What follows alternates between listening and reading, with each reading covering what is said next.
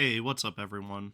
This is Average Bloom, or you can just call me Average. Not gonna lie, this is like the fourth time or something that I have tried to record this video, and I've just kept running into issues. This last time, while I was rendering, it just stopped, and then the file got corrupted or whatever, and so now I'm just doing this again. But whatever, we're just gonna try and see if we can maybe speedrun this. Basically, I went and did something kind of crazy, in my opinion at least, with the Gundam TCG, and I was able to win not one, not two, not three, but four Newtype challenges, all within the span of a week, back to back to back to back. Yeah, I was only able to go to four Newtype challenges this season because I went to the Vegas Bondi Card Fest with my amazing, wonderful, fantastic, beautiful partner. Um, and I was able to win every single one. I don't know what to say. It was pretty good. I kind of want to go over the deck, why I feel like the deck is so good. Um, kind of briefly go over the list and my specific card decisions. Go over some lessons on how to play just better in general. You can apply them for most decks, I would say, but it's definitely very applicable with this deck, I think. And then give sort of my closing thoughts on if I feel like this is a good or a fair or a healthy best deck to have, because there's always going to be a best deck around. There's always a best deck in pretty much any given format. So whether or not I feel like this is a good one to have around, and then that'll be it. So without further ado, the deck I was able to do this with is you guys could probably already guess. It's just the best deck in the format. It's Blurple Aggro. Yeah, I am a bit different from the Japan lists that have been doing well, and from a lot of the more standard lists, considering I am very all in on this ping package. We're playing all four Guntank and Angsha, we're playing Gyujin Rebake, we're playing NT1. Um, yeah, the main reason for this is we've now hit this critical mass of ping units or ping cards to where we can just kill anything, and it's really not even that difficult, honestly. We can make these attacks with our GMs or Hyzaks or Gray's Customs, whatever you decide to play, doesn't matter, or with your gun tanks or Leo tokens, and even if they block with like a Lifrith, or if they block with, let's say, a Ailstrike, there's genuinely a good chance that that unit's just gonna die on the, not even on the next turn, on this turn. Like, we're just gonna go like Anksha, Barbados Adept, Mikazuki, Link, Guntank, or some shit like that. And I know that sounds like a lot, but trust me, it really isn't. Pretty consistently, I'll be looking at hands with this deck and I'm like, wow, I can just do 6 damage or more. That's insane. And yes, it is insane. It is as insane as it sounds. It's pretty standard otherwise. Another big reason for Gyujin Rebake is this card's crazy in the mirror. You probably would expect that, considering it's a blocker, and it also pings, so when it's coming down, it's usually killing a thing. But it's especially crazy when you remember that if it's undamaged and you put a Mikazuki or an Amuro on it, it's not just a 5/6. It can't be tapped down by Amuro. It's just gonna munch almost anything that's attacking into you, and then it can swing back for 5 and crack bases. This card's crazy, and I feel like this is criminally misplayed, or like underplayed. That's what I'm looking for. That's the word. Uh, this is something that most people should be playing. This card's insane, crazy in the mirror, great against aggro decks in general, and is really good into other matchups as well. And then again, it just helps us hit this critical mass of ping units. I don't know why I go over the Hyzak, of ping units. And it's so strong. It really is. You get these attack opportunities that were not open to you before because we can just consistently be pinging and killing things. I'm not going to go too in depth with this list. I feel like for the most part it's pretty obvious. This is a pretty cookie cutter standard list realistically. We got the 4 Corsicas, we got the 8 1-drops, We got the Barbados First Forms, we got the Gundams and Amuros, we got Fatal Strike Show. It's pretty cookie cutter. We're not playing Rizal or Hyakurin, or at least I am not. I know a lot of people have been playing that, and the best argument that I have heard is it not only is it a base cracker, which is, obviously great, but it's able to trade into a lot of blockers. Like it'll trade into the launcher strike, or it makes it so that you can more favorably deal with ale strike or freedom, God forbid. And then it also just eats like uh, Lefrith and launcher strike tokens, and it trades with Rick Dios. And I get that. I get that. Sure, that's not bad. However, I would rather just make them have to eat a GM, and then I still get the same effect by playing Guntank Anksha or Adept Mikazuki or some sort of crazy card. Or we have NT, and so this card is crazy, by the way. I just want to really briefly touch how insane this card actually is. I've seen some people not playing it. I think you should absolutely be playing this card. This card is just so unbelievably powerful in so many different board states. The times when you get to go link this, tap down one of their guys, the ping kills another guy that you've already softened up with other ping or from like them blocking or something. You get to kill it, draw a card, attack into the dude that you just tapped down, kill it, it lives, repair, and now in order for them to effectively answer it, they either have to like link into an attack and kill it, or they have to like trade multiple units on their board. In which case, at this point, it's basically just like a 4-for-1 most times, which is insane. That is so much value. Yeah, I just had to briefly touch on that. This card is crazy. I feel as though this is very good. And you should definitely be playing 2 of it. It gives you more Amuro links, which we're already playing for Amuro, so that's just my personal opinion. I don't know. Past that, yeah, I really wouldn't make any changes to this deck. The entire time I was playing, I didn't change a single card. This was the exact 50 for all 4 events. I went 17-0 altogether. I do kind of want to quickly go over some lessons to learn and to really try and keep in mind if you are going to be wanting to improve at this game and you want to try and win your own new types, or even bigger, start topping or winning at like regionals, or try and get into worlds. This next year they're going to be including the store championships, where if you do well or win at enough of those, I don't know exactly how the system's going to work out, but pretty much you can earn a invite to worlds. And so if you're wanting to try and be a worlds competitor and you're wanting to try and be on that top level, like I am personally aspiring to do right now, then these are things to really try and keep in mind to try and level yourself up. The first thing, and all, by the way, all of these are pretty general, like I think I said. You can apply these sort of lessons to any deck, really. A couple of them are more applicable to aggro decks or more aggressive like tempo decks, but still, these are things that you want to keep in mind, generally speaking.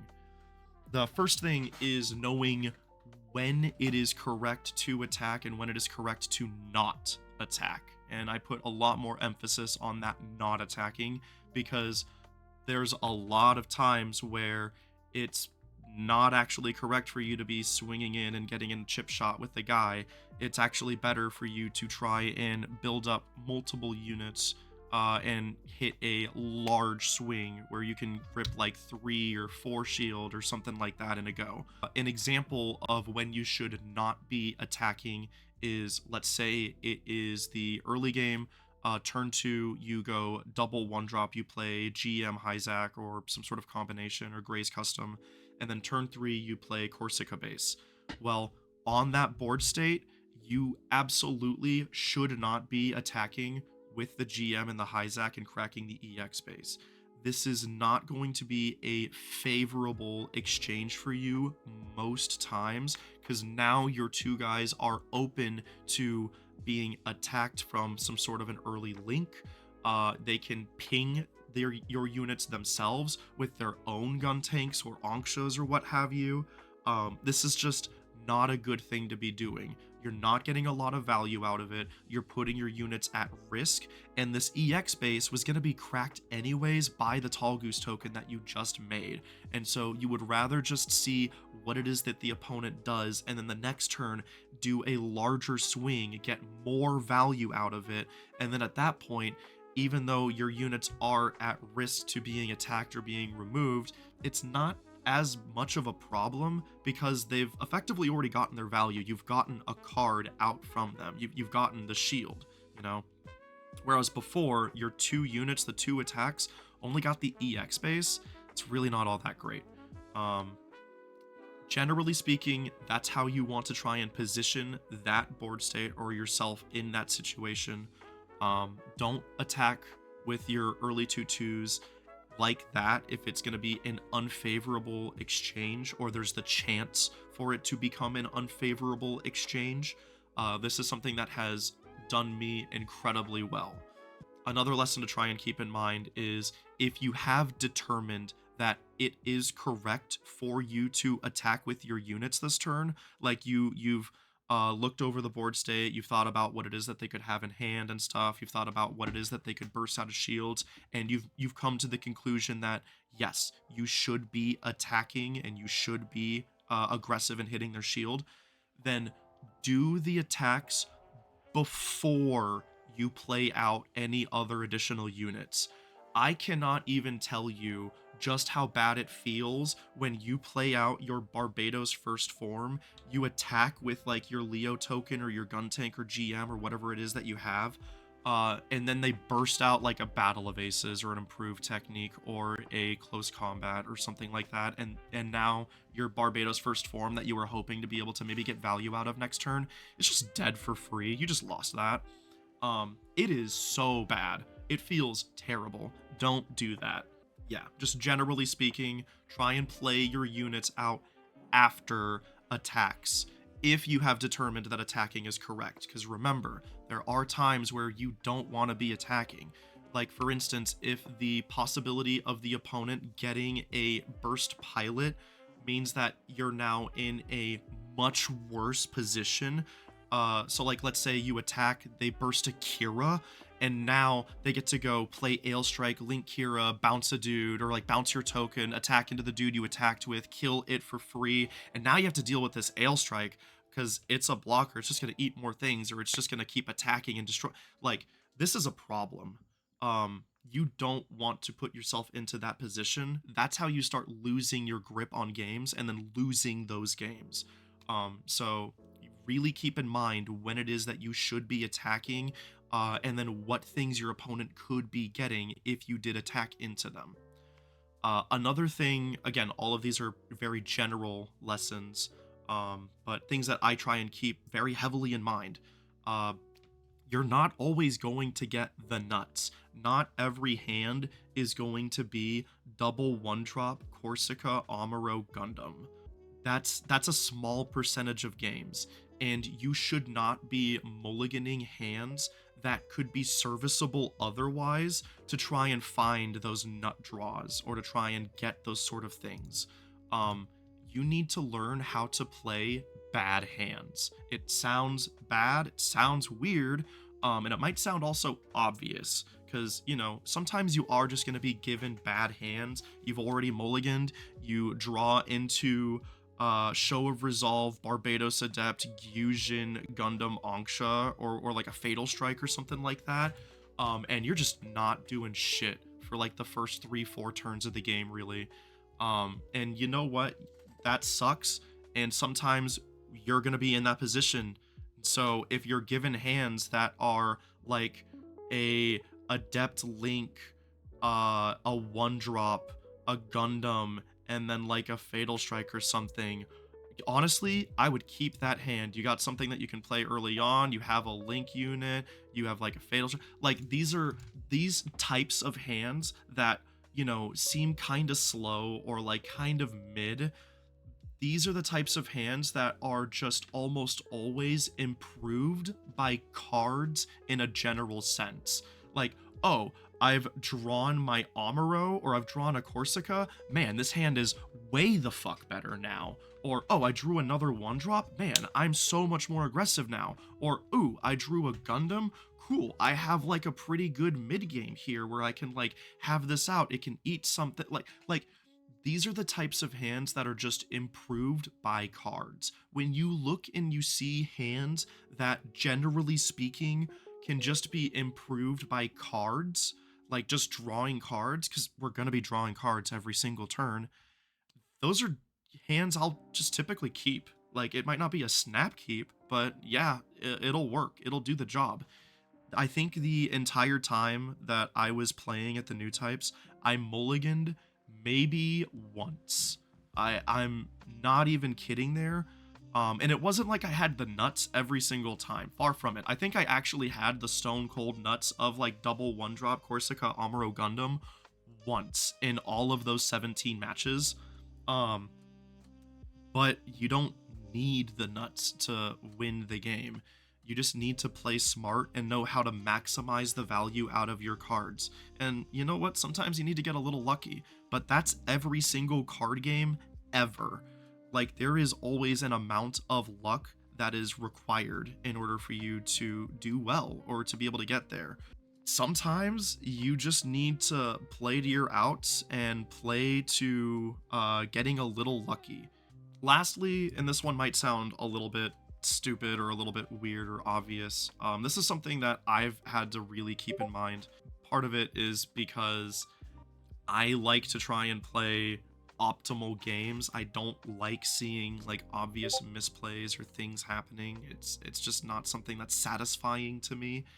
So I will usually, if my opponent makes a mistake, like at locals or something like that, I'll be like, oh, hey, by the way, you shouldn't do this actually. It'd be more optimal for you if you did this, and then we can play like more of a game.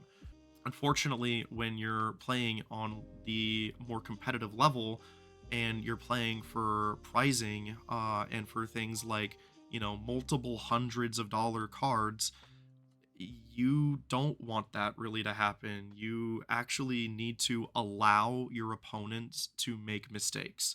It feels bad. It's something that I kind of struggle with. But my win percentage has vastly improved since I've started doing this. Let your opponents make mistakes. It's just for your benefit. It might feel bad, and then after the match, I definitely recommend going and talking with them and being like, hey, by the way, you made this one line. I don't think that this was the correct thing. I think you should have done this. That way we can try and improve each other, because I do want this, you know, I want other people to be better. You know, iron sharpens iron. You're not going to get better if you're playing against people that aren't, you know, at that level. If they're making regular mistakes, then you're not really learning and improving yourself. So definitely after the match, you know, be like, hey man, I think that you should have approached it like this, or something like that, you know. And obviously try and be humble, be nice about it, you know. Don't be a dick. That's not cool. But in the moment, you need to allow your opponent to fuck up. Yeah, it's just to your advantage. It's just to your benefit. Play the best that you can. That's all I have to say. And then I guess in conjunction with this, if you happen to make a mistake, don't double down on the mistake. That is the stupidest fucking thing I have done myself, and I regret it every single time looking back. Anyways, my last thing I kind of want to go over is if I feel like this is a fair or a healthy or a good best deck to have, because like I kind of mentioned before, there is always going to be a best deck in any given format. It's just a reality of card games. There's always going to be a best deck or a couple of best decks. Because of that, I don't really care if something is the best deck. I more so care about whether or not the gameplay that the deck generates or the way that it plays with against opponents, if this is a healthy style or if this is fair. And for this deck, this might be a hot take. I actually feel as though this is a fair or a healthy best deck to have in the format. The main reason for that is because ping inherently requires the opponent to be playing the game. Like, I'm not pinging anything if they're not playing units, if they're not doing stuff.